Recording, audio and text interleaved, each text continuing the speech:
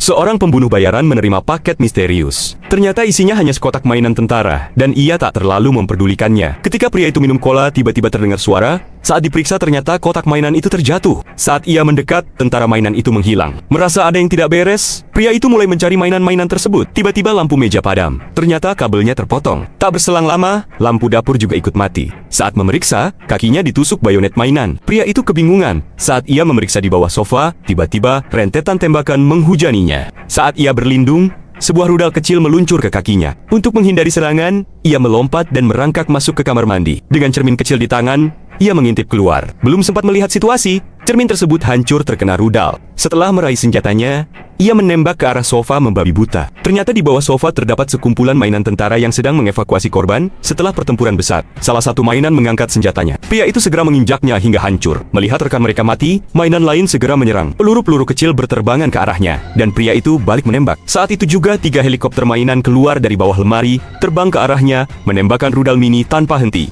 Melihat serangan yang begitu brutal, pria itu menembak balik. 1 helikopter berhasil ia hancurkan, tapi 2 lainnya menyerang lebih ganas. Ia kembali bersembunyi di kamar mandi. Namun belum sempat bernapas lega, pintu kamar mandi meledak dihantam rudal, dan helikopter kecil itu terbang masuk melalui lubang pintu. Pria itu membungkus helikopter itu dan menghancurkannya. Lalu ia segera menembaki helikopter lain. Menyadari keadaan tak menguntungkan, helikopter itu pun mundur. Ia kemudian melempar mainan ke toilet dan menjatuhkan pengering rambut yang menyala. Percikan listrik membuat semuanya mati seketika. Saat suasana kembali sunyi, ia mencoba mengintip. Tiba-tiba ia diserbu dengan lebih ganas. Ternyata di luar sudah menunggu helikopter tadi. Untung saja ia cepat menembak dan menjatuhkannya. Pria itu melihat tentara mainan bersiap menembak dengan meriam dan sedang menunggu perintah. Ia lalu mengaktifkan mainan bebek. Suaranya menarik perhatian para tentara. Saat mereka mendekat, pria itu menyemprotkan tabung pemadam. Ia lalu menyalakan korek api dan membakarnya. Dalam sekejap, para tentara mainan terbakar dalam kobaran api. Setelah pertempuran panjang, akhirnya pria itu berhasil menghancurkan semua tentara mainan. Saat ia berendam, tiba-tiba tangannya terasa sakit. Ketika ia mengangkatnya,